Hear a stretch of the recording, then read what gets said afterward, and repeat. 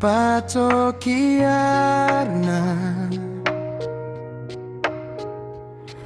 Kajing di basni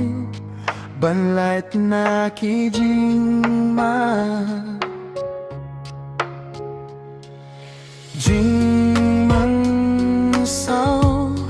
kakyat kadai Kajing di basni bapen minsao Ya kalong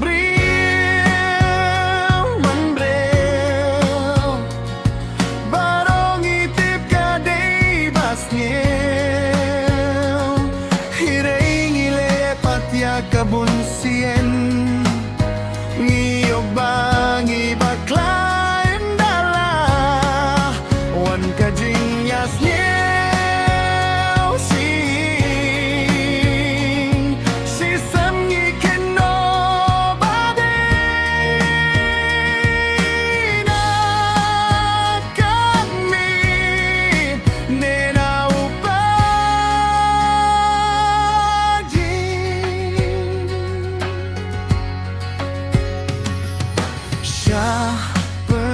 penyap kat miki kun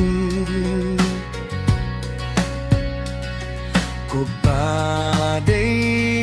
ba ni dia kakya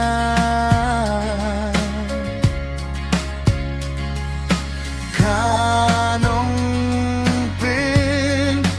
jot ngaong